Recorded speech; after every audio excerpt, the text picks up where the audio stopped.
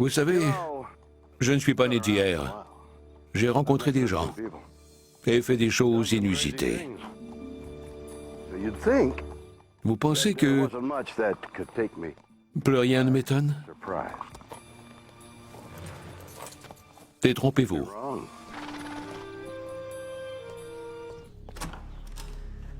Le monde regorge d'histoires et de phénomènes plus incroyables les uns que les autres, et de mystères qui me tiennent éveillé la nuit. Certains dont je connais la réponse, et d'autres qui dépassent l'entendement. Des extraterrestres vivent-ils parmi nous? Au Mexique, un agriculteur trouve une mystérieuse créature terrifiante, ne ressemblant à aucun animal terrestre. J'ai investi des milliers de dollars pour savoir ce qu'était cette créature. Des pilotes d'un autre monde se sont-ils écrasés au Mexique? En Arizona, une femme affirme être née d'un extraterrestre dans le cadre d'une expérience gouvernementale ultra secrète. Il y a des extraterrestres parmi nous. L'ADN extraterrestre et humain peuvent-ils se mélanger? Et au Nevada, un militaire américain se lie d'amitié avec une colonie d'extraterrestres vivant en secret sur une base de l'armée de l'air. Il n'hésiterait pas un instant à tuer un humain. Oui, on vit dans un drôle de monde et j'adore ça.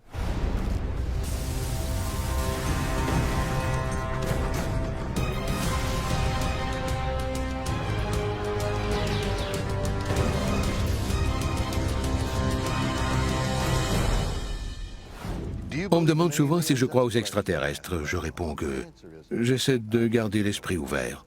Après tout, qui sait s'il y a de la vie aux confins de notre galaxie? À bien y penser, on ignore encore tant de choses à propos de notre propre planète. Il ne serait pas étonnant que des extraterrestres soient parmi nous, parmi nos amis ou nos voisins. Je savais que ces gens n'étaient pas comme les autres. Vous ne pouvez tondre le gazon que l'après-midi.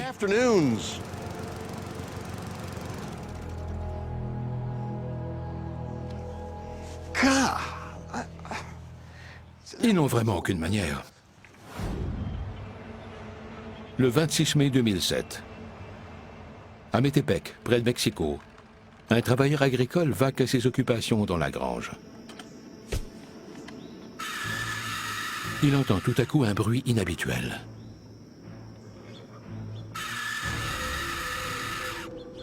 Des cris viennent d'une cage servant à piéger les rats. Il n'avait jamais rien entendu de tel. Ce n'était pas le cri d'un animal qu'il connaissait. Ce qu'il découvre avec horreur n'est pas un rat, mais plutôt ce qui semble être un minuscule être humain. Aimé Brosnan est le principal enquêteur mexicain sur les ovnis. C'était une créature tout à fait unique en son genre. Elle avait de grands yeux gris, la peau très huileuse, des poils et des pieds d'apparence humaine, de petites mains humaines et une tête qui avait tout d'une tête de bébé. Le travailleur agricole fait part de sa découverte à un collègue. Ils ne savent pas quoi en faire. J'ose à peine imaginer la surprise quand ils ont vu la créature bouger et tenter de s'enfuir. Ils ont eu très peur. Leur patron est un riche homme d'affaires de la région, du nom de Mario Moreno Lopez. Quand Mario Moreno Lopez a vu la bête pour la première fois, il s'est demandé ce que c'était. Il n'avait jamais rien vu de tel. Qu'est-ce que c'est que ça? Mais personne ne pouvait lui répondre.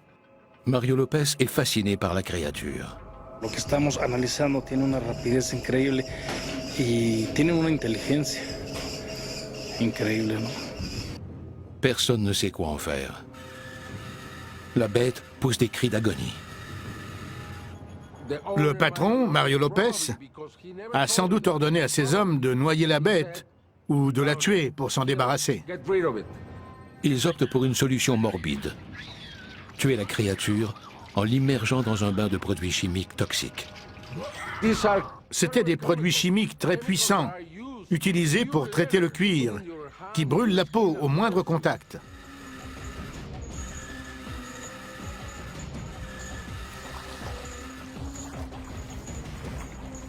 Mais quelque chose d'inexplicable se produit. L'animal refuse de mourir. La bête a survécu aux produits chimiques. Aucun animal terrestre n'aurait résisté à cette torture. La bête finit par succomber.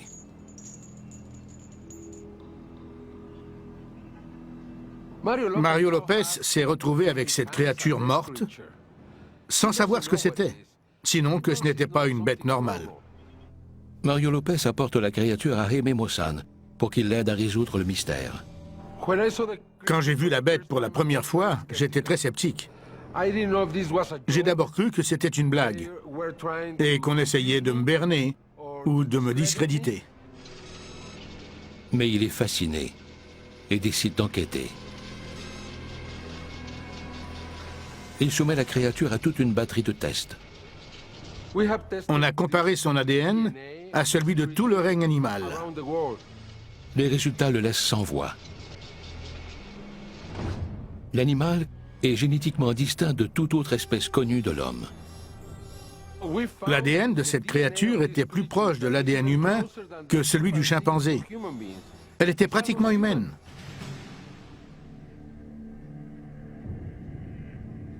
Jaime Maussan croit que les origines de la bête pourraient être encore plus étonnantes. On ignore à quoi ressemble l'ADN extraterrestre, mais je suis certain qu'il est très similaire à celui des humains, parce que l'ADN est universel. Tandis que Maussan tente de déchiffrer les résultats, son enquête prend une tournure pour le moins macabre. Mario Lopez, l'exploitant du ranch où la créature a été piégée, est retrouvé mort, brûlé vif dans sa voiture. Mario Lopez m'a apporté la créature à la fin de juin 2007. Un mois plus tard à peine, il était assassiné. La mort inexpliquée de Lopez soulève une nouvelle hypothèse terrifiante. Son assassinat a-t-il un lien avec la créature de Métépec? Quelqu'un est assassiné après avoir fait une découverte inusitée. Que se passe-t-il? Maussan n'a toujours pas élucidé le mystère à ce jour. C'est la seule créature du genre au monde. La seule. C'est peut-être notre chance de savoir enfin si nous sommes seuls dans l'univers.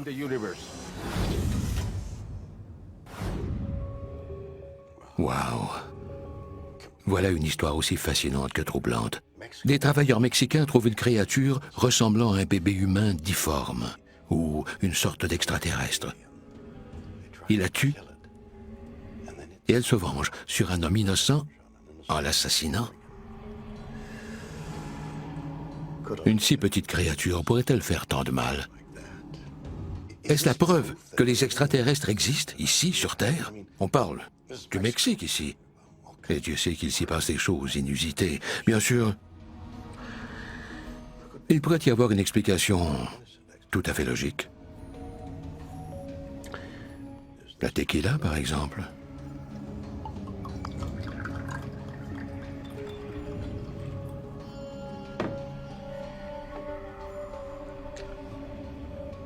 Qui sait?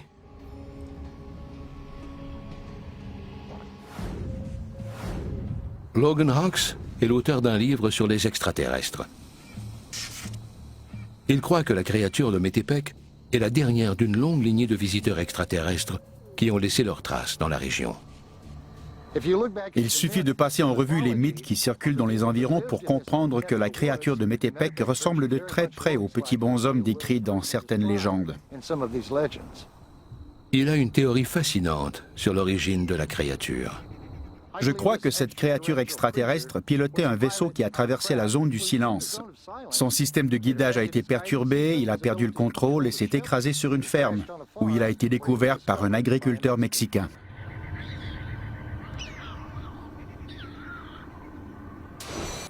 La zone du silence est une mystérieuse région du nord du Mexique, où les avions s'écrasent sans raison et où les signalements d'OVNI sont courants. On pourrait la comparer au triangle des Bermudes, aussi appelé triangle du diable. La région tient son nom d'une étrange irrégularité magnétique qui touche tout ce qui la traverse. Les instruments ne fonctionnent pas normalement dans la zone du silence. Une boussole, par exemple, ne reconnaît pas le nord magnétique. Elle tourne sur elle-même sans arrêt. La zone du silence a fait les manchettes en 1970, lorsqu'un missile Athéna américain s'y est écrasé. Le système de guidage s'est déréglé et le missile est tombé en pleine zone du silence. Personne ne sait si la zone du silence est vraiment la cause de ces dérèglements. Mais Logan Hawks croit que l'explication est nettement plus surnaturelle que scientifique.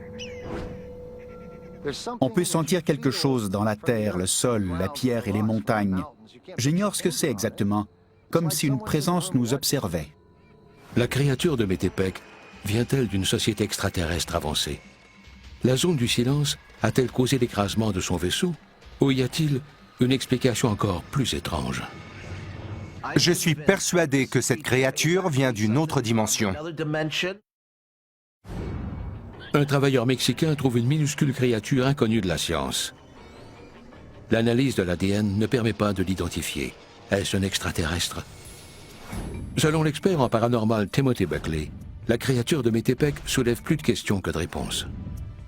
Si c'est bien une forme d'intelligence extraterrestre, comment s'est-elle retrouvée dans un piège à rats? Et où est passé son vaisseau? Et son appareil respiratoire? Si la créature de Métépec n'est pas un minuscule pilote extraterrestre, qu'est-ce que c'est? Je suis persuadé que ce prétendu bébé extraterrestre est un djinn, un être surnaturel, invisible, qui vit dans une dimension parallèle. Les djinns, aussi appelés génies, ont été évoqués pour la première fois dans le livre sacré des musulmans, le Coran. On croit qu'ils surgiraient de nulle part pour semer la zizanie. Tout le monde connaît le génie de la lampe, qui peut changer de forme. D'autres djinns revêtent parfois l'apparence de petites bêtes. Plus fascinant encore, Timothy Buckley affirme avoir des preuves tangibles de leur existence. J'ai comparé la créature à des photos de djinns prises par des témoins, et la ressemblance est étonnante. Il croit que la mort de Mario Lopez, chez qui on a découvert la créature, est sans équivoque. Ce sont des créatures sinistres et maléfiques. Quiconque tue ou insulte un djinn doit s'attendre à des représailles. L'agriculteur qui a fait tuer cette bête s'est attiré les foudres du djinn.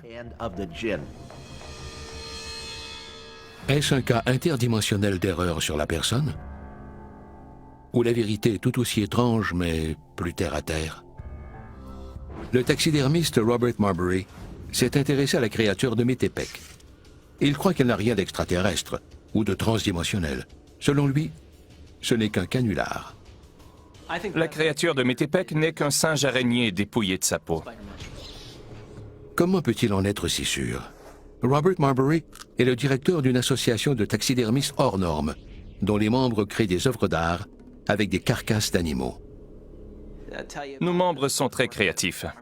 Certains fabriquent des animaux cryptozoologiques, c'est-à-dire qui peuvent avoir existé ou non, comme le chupacabra, la sirène des Fidji et le capricorne.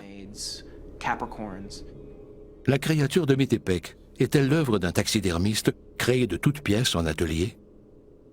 Robert propose de montrer aux sceptiques combien il est facile de fabriquer une bête pareille. L'idée est donc de fabriquer une créature de Métépec. Puisqu'on est sur la côte est des États-Unis, il n'y a pas de singes, mais il y a des écureuils. Celui-là est une victime de la route. On commence par le dépioter. Un de mes amis taxidermistes appelle ça « enlever son pyjama ». Il recouvre ensuite la carcasse de sel pour la sécher. Le sel est un excellent desséchant. Il dégorge tout le liquide des tissus. Prochaine étape, une transformation extrême pour faire du rongeur un voyageur du cosmos. Avec une pince tout à fait normale, on retire ensuite la tête et on la remplace par un crâne de singe. Après quoi notre bête ressemble de plus en plus à la créature de Métépec. Robert façonne ensuite le crâne et les dents avec un papier de verre. Il suffit de quelques minutes pour lui donner des allures de mâchoire humaine. N'avez-vous pas une impression de déjà-vu? En quelques étapes simples, Robert Marbury a recréé une bête qui correspond en tout point à la créature de Métépec. Comment les experts ont-ils pu être confondus? Selon lui, ce n'est pas le premier cas du genre. Un chupacabra découvert un jour au Texas a fait les manchettes pendant des jours. Quand une amie taxidermiste qui fait des œuvres magnifiques a vu la photo et m'a dit qu'il était en effet très réussi, j'ai compris que c'est elle qui l'avait fabriqué. Si ces faux sont si facilement reconnaissables, comment la créature de Métépec a-t-elle pu tromper tant de personnes? Les humains ont besoin de faire des associations avec ce qu'ils connaissent déjà. Quand ils voient quelque chose d'inhabituel, ils cherchent une réponse et la trouvent souvent chez les extraterrestres.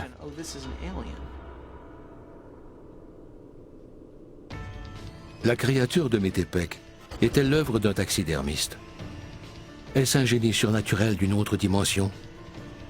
Ou est-ce un pilote extraterrestre victime d'un écrasement dans le nord du Mexique? Bizarre, ou quoi?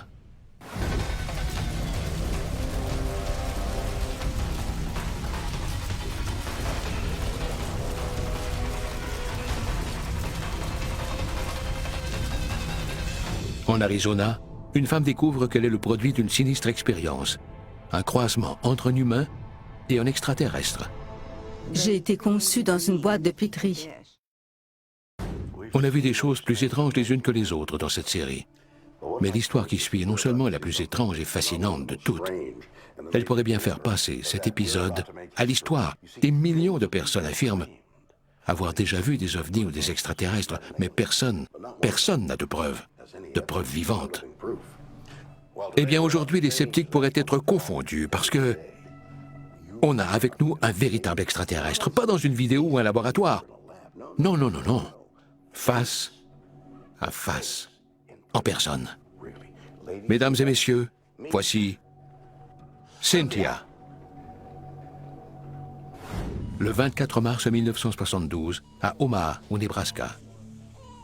Cynthia Crawford vient de vivre le plus merveilleux moment de sa vie, la naissance de son fils. Mais sa grossesse a été difficile, sans compter l'étrange découverte des médecins. Elle a un groupe sanguin exceptionnellement rare et des plus mystérieux. Seules 2 autres personnes dans le monde avaient les mêmes antigènes que ceux présents dans mon sang. Cette anomalie physique n'est pas la première constatée par les médecins. Son corps est différent et personne ne sait au juste pourquoi. Ses pupilles ne se dilatent pas normalement. Sa peau est étonnamment épaisse et ses os sont poreux. Ma sœur jumelle avait la dystrophie musculaire, mais je n'étais pas compatible pour une greffe de moelle osseuse. Mais Cynthia n'a pas d'extraordinaire que son corps. Son esprit l'est tout autant. Même toute petite, j'ai su que j'étais différente, car j'arrivais à faire des choses que mes sœurs ne pouvaient pas. Je me souviens qu'un jour, alors que je coloriais, j'ai voulu un certain crayon que j'ai littéralement amené à moi par la force de l'esprit. J'entendais aussi les pensées, contrairement à mes sœurs. Pendant des années, Cynthia cherche en vain une explication. Jusqu'à ce qu'un jour, son père, ancien agent de la CIA, lui révèle la vérité. Elle serait née d'un programme gouvernemental ultra secret ayant une obscure mission. Mon père m'a expliqué que le gouvernement américain travaillait avec des scientifiques allemands après la Deuxième Guerre mondiale. En examinant les documents secrets du gouvernement, elle apprend quelque chose d'encore plus troublant. Elle a été conçue en laboratoire dans le cadre d'un programme secret de reproduction auquel participait son père.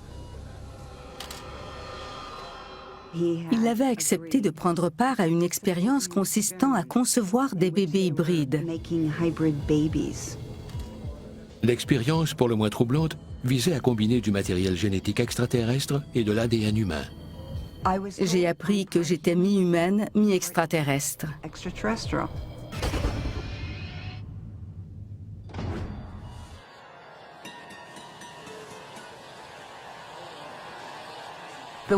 J'ai été conçue dans une boîte de pétri, avec de l'ADN extraterrestre que les scientifiques allemands avaient en leur possession, et le bagage génétique combiné de mon père et ma mère. Ils ont mélangé le tout dans la boîte de pétri et ont inséminé ma mère.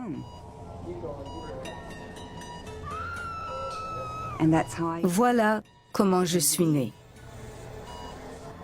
La confession de son père laisse Cynthia Crawford sans voix.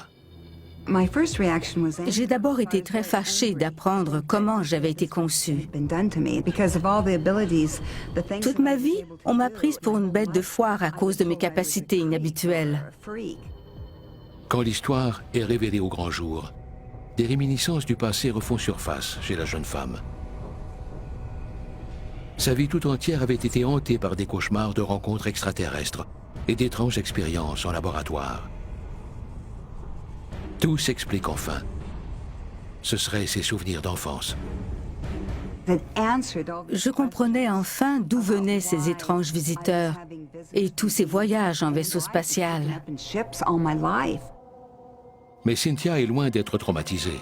Elle accepte de bon cœur sa nouvelle identité et tente d'en savoir plus. Elle découvre que le programme secret du gouvernement est nettement plus vaste qu'on pourrait l'imaginer et qu'elle n'est pas seule dans son cas. Il y a des extraterrestres parmi nous. Il y a sans aucun doute des centaines de milliers d'hybrides extraterrestres qui vivent sur notre planète.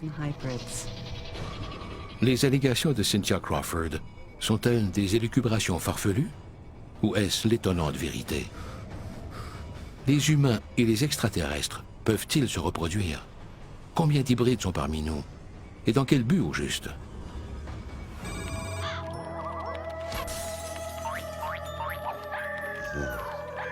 Nos petits-enfants. Adorables, n'est-ce pas? Voilà une histoire fascinante. Et plus j'y pense, plus je suis convaincu que des extraterrestres pourraient vivre parmi nous. Mais il y a une chose qui m'échappe. Pourquoi? Pourquoi des extraterrestres voudraient-ils côtoyer une espèce comme la nôtre? Pourquoi ne pas choisir une forme de vie plus évoluée? Comme les amibes?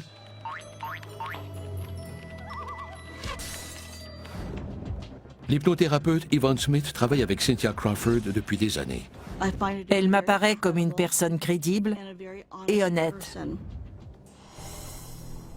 Yvonne ne croit pas que Cynthia soit le produit d'un programme gouvernemental secret. Selon elle, ce sont les extraterrestres eux-mêmes qui seraient en cause.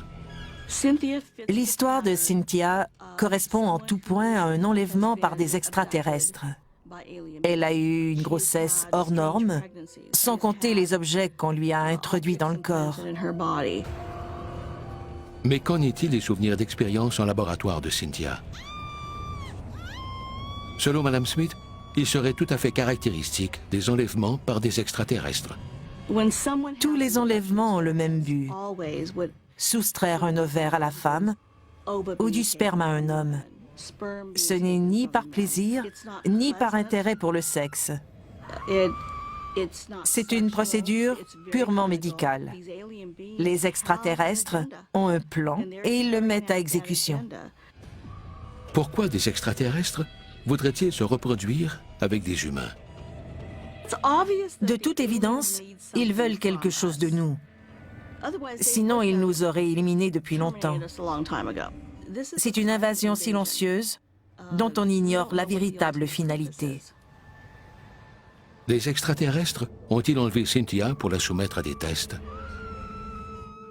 Si tel est le cas, comment son père en savait-il autant? Melinda Leslie est ovniste depuis plus de 20 ans. Elle croit que Cynthia a été enlevée par des extraterrestres, puis par des humains, dans le cadre d'un programme secret du gouvernement du nom de MyLab. MyLab est un programme d'enlèvement dirigé par l'armée. Ce sont des enlèvements commandés par des militaires. Le programme cible des victimes d'enlèvements extraterrestres qui prennent part à des opérations militaires secrètes ou collaborent avec les renseignements. Ce programme s'intéresserait à toute personne soupçonnée de contact avec des êtres d'une autre planète. Ces personnes sont d'abord enlevées par les extraterrestres, puis par le gouvernement. Selon elle, l'histoire de Cynthia a tout d'un enlèvement par le MyLab. Toutes les victimes d'enlèvements extraterrestres ont été harcelées, surveillées et enlevées de nouveau pour être emmenées dans des bases souterraines. Elles ont subi des examens médicaux et ont été interrogées sur la technologie extraterrestre. Mais pourquoi le gouvernement ferait-il une chose pareille? La CIA utiliserait-elle ce programme pour se préparer à une éventuelle invasion extraterrestre? Les organismes militaires et les services secrets font tout pour recueillir de l'information sur les extraterrestres, leurs motivations et leurs projets. Melinda Leslie croit que la révélation au grand jour du programme MyLab anéantirait le gouvernement. C'est immoral, inconstitutionnel et illégal. Ce sont des humains qui maltraitent d'autres humains. Cynthia Crawford a-t-elle été victime d'un sinistre programme des services secrets? Est-elle le produit d'une expérience extraterrestre visant à créer des hybrides? Ou y a-t-il une autre explication? Croyez-le ou non, on a 50% de gènes en commun avec les bananes. Une femme affirme être un hybride extraterrestre né dans un laboratoire secret du gouvernement. Les extraterrestres l'ont-ils soumise à des expériences? Est-elle la victime d'une mission secrète de la CIA? L'anthropologue physique Eugenie Scott ne croit pas en la reproduction entre humains et extraterrestres. Rien ne permet de conclure que la génétique des extraterrestres ressemble à celle des humains. Et s'ils n'ont pas les mêmes gènes, ils ne peuvent pas se reproduire. La conception d'un tel hybride est impossible. Eugenie Scott croit que pour engendrer des hybrides, les extraterrestres devraient d'abord et avant tout avoir un ADN, la molécule contenant le matériel génétique de tout organisme vivant sur Terre. Quelle est la probabilité que l'ADN d'un extraterrestre ressemble en quoi que ce soit au nôtre? Les chances sont nulles. Elle affirme en outre que seules les espèces ayant un ancêtre récent en commun peuvent engendrer un hybride. Les espèces de babouins étroitement liées peuvent engendrer des hybrides. Les tigres et les lions peuvent s'hybrider car ce sont des espèces distinctes depuis peu. Et les chevaux et les ânes peuvent se reproduire car ils ont un ancêtre commun très récent. Voilà qui soulève une question. Si des espèces différentes peuvent s'hybrider, qu'en est-il des humains?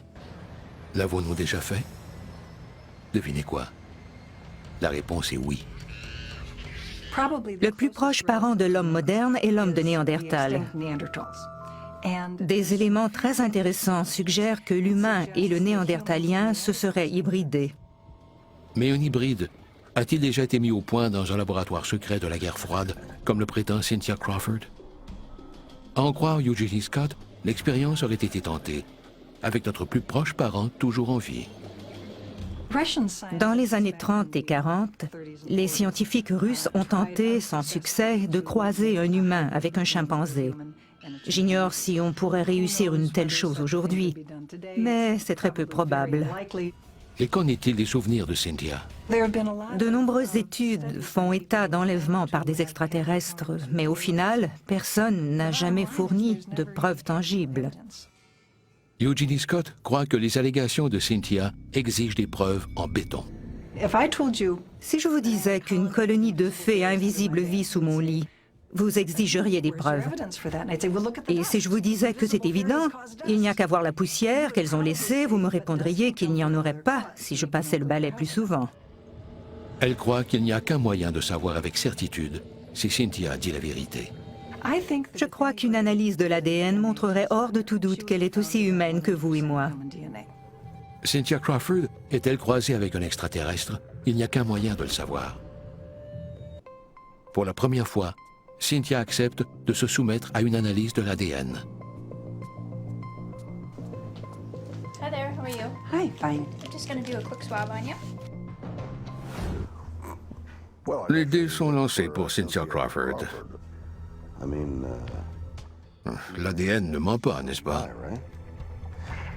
C'est tout de même incroyable qu'un simple fragment de matière organique révèle tout sur nos origines. Oh mon Dieu, je viens d'un saucisson. Les résultats arrivent quelques jours plus tard. Bonjour Cynthia, je suis le Dr Baird. J'ai les résultats de votre test. Vous êtes prête? Oui. Le Dr Baird a cherché à savoir si Cynthia avait hérité de l'ADN de ses deux parents. C'est le moment de vérité. Je fais régulièrement des analyses de l'ADN, mais j'étais curieux de voir si ce test se révélerait inhabituel. Les résultats sont sans équivoque. D'après les résultats, vous êtes entièrement humaine, Cynthia. L'ADN de Cynthia montre qu'elle a 2 parents humains. Mais comment? Son père lui a-t-il menti? Ça m'attriste beaucoup, car j'aurais aimé avoir une preuve tangible. Mais tout n'est pas noir ou blanc dans cette histoire. Même si on ne voit pas d'ADN extraterrestre dans votre profil, il pourrait tout de même en contenir. Seulement, on n'est pas en mesure de le détecter. Pour Cynthia, c'est une bonne nouvelle. Ces allégations pourraient être fondées. On n'a aucun moyen d'identifier l'ADN extraterrestre.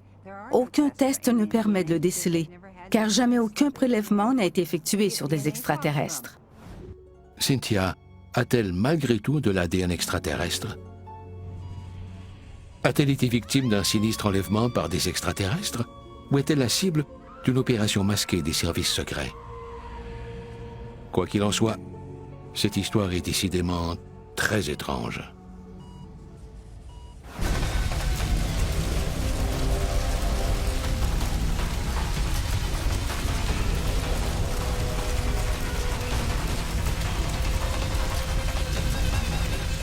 Si des extraterrestres vivent ici, sur Terre, ils ont de sacrées bonnes techniques de camouflage. Certains prennent l'apparence d'humains, d'autres d'animaux. Mais il y a un endroit sur Terre où les extraterrestres peuvent se détendre et être eux-mêmes.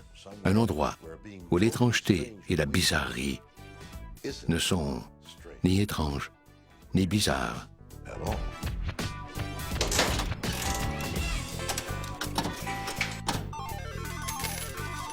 Bingo! Mars 1965, en plein cœur de la guerre froide et au début de la guerre du Vietnam, le gouvernement américain met sur pied l'armée de l'air la plus puissante de tous les temps. Charles Hall, alors âgé de 20 ans, est parmi ses recrues. Charles James Hall, membre de 2e classe de l'armée de l'air américaine. Charles Hall est affecté à la base aérienne de Nellis, un vaste site test situé dans le désert du Nevada, près de la célèbre zone 51. Son travail consiste à observer les conditions météo en régions éloignées. Je rentrais à pied de mon poste d'observation peu après minuit.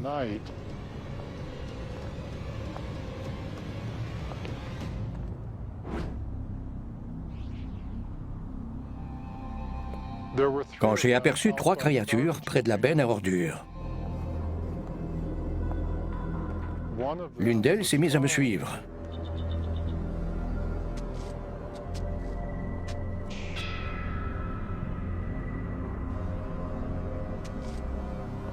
J'ai cru que je rêvais ou que j'étais somnambule. Les jours passent et les visions se poursuivent. Charles Hall croit perdre la raison. Durant les 6 premiers mois, j'étais terrorisé. Même quand je les avais juste devant moi, je pensais que j'hallucinais. J'étais seul au milieu du désert, sans aucun cadre de référence. La peur de l'inconnu est pire encore que celle d'être tiré à bout portant. Tandis que les rencontres se succèdent, Charles Hall commence à envisager l'impossible.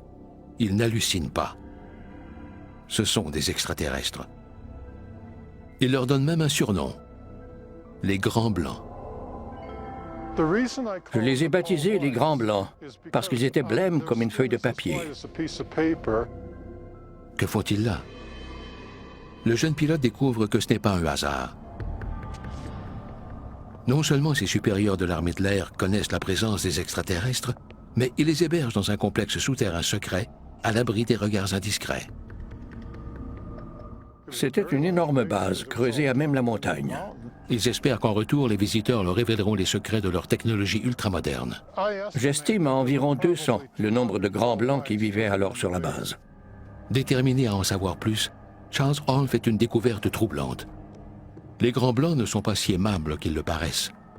Les documents officiels révèlent que nombre de ses prédécesseurs au poste d'observation météo ont mystérieusement perdu la boule ou ont été tués par les extraterrestres.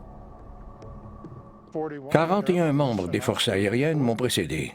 Certains avaient si peur du désert et des Grands Blancs qu'ils ne sortaient même plus faire leur rapport. Certains ont été attaqués et d'autres brûlés. Pourquoi ces attaques? La réponse est simple. Les Grands Blancs sont accompagnés de leurs enfants. Et leurs mères sont extrêmement protectrices. Les mères n'hésiteraient pas un instant à tuer un humain. Hall trouve le moyen de gagner leur confiance. Il sauve l'enfant d'un extraterrestre qu'il appelle le professeur. Tandis que je sortais un jour, j'ai aperçu la fille du professeur, que j'ai baptisée Petit Papillon, prisonnière d'un buisson de sauge. Je me suis approché, j'ai écarté les branches et je l'ai libérée. En échange, Hall obtient un accès privilégié aux créatures qu'il étudiera de près pendant 2 ans. Ce qu'il découvre sur elle dépasse l'entendement. Les jeunes adultes font environ ma taille, 1,78 m. Mais ils sont très frêles. Leur système nerveux est 2, sinon 3 fois plus rapide que le nôtre. C'est pourquoi ils bougent parfois très vite et ont des réactions inattendues, nettement plus rapides que les humains.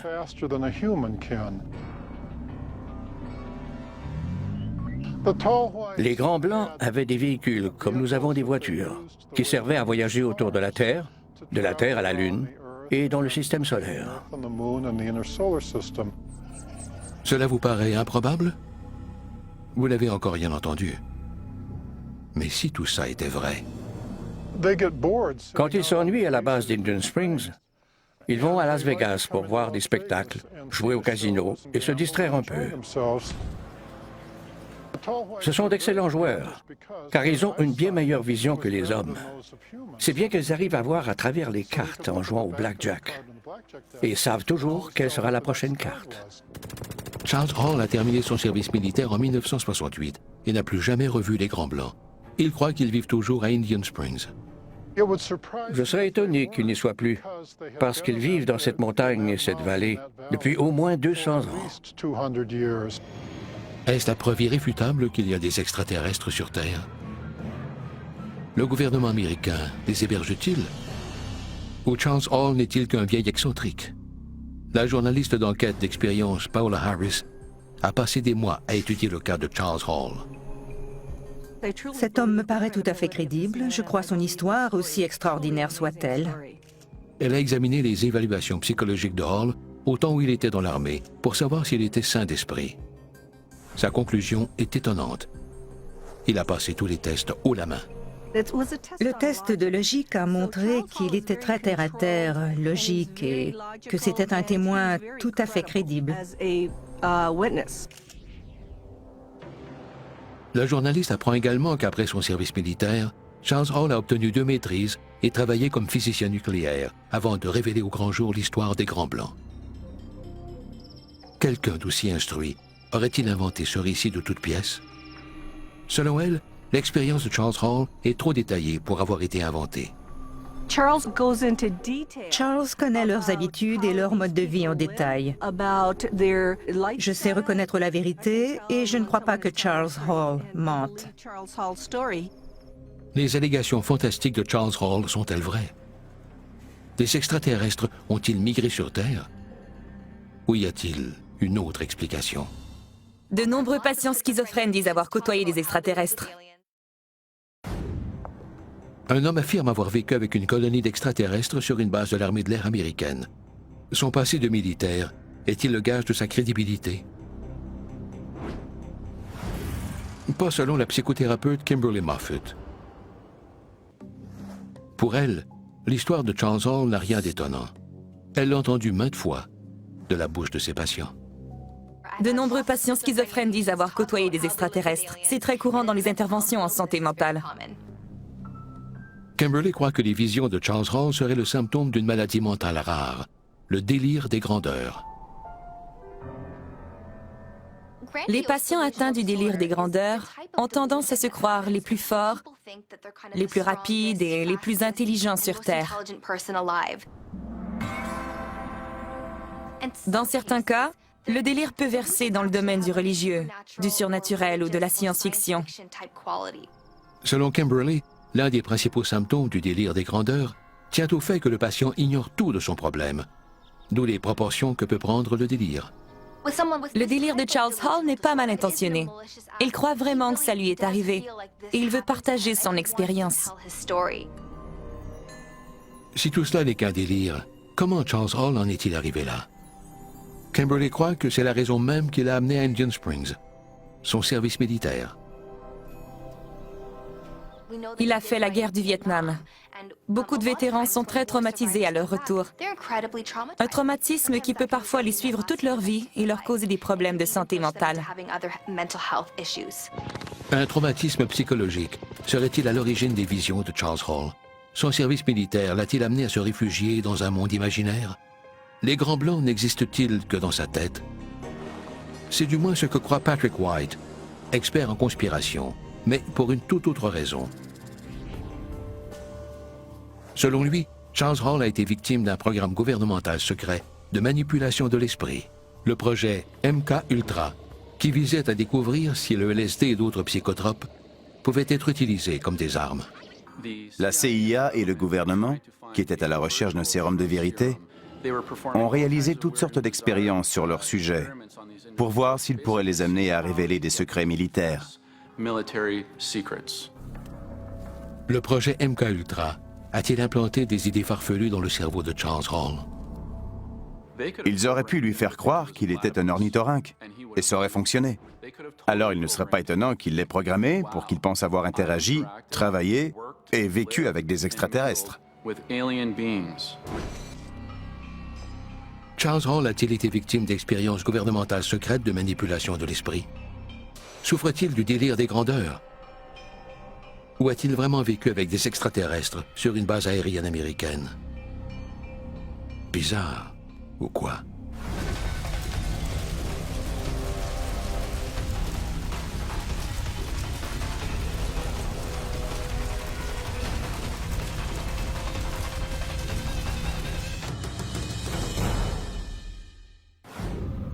Voilà 3 histoires de rencontres extraterrestres pour le moins étranges. Au Mexique, un exploitant de ranch découvre une étrange créature unique en son genre. Est-ce un visiteur d'un autre monde? À Phoenix, une femme affirme être le produit d'un croisement avec un extraterrestre. Est-elle la première d'une nouvelle espèce transplanétaire? Et au Nevada, un jeune militaire découvre la présence d'extraterrestres sur une base aérienne isolée. Le gouvernement américain cache-t-il ses relations avec une civilisation extraterrestre? Ces histoires prouvent-elles que des extraterrestres vivent parmi nous sur Terre? Peut-on ignorer ces personnes qui assurent dire la vérité? À vous de juger. À la prochaine pour de nouvelles histoires plus bizarres les unes que les autres.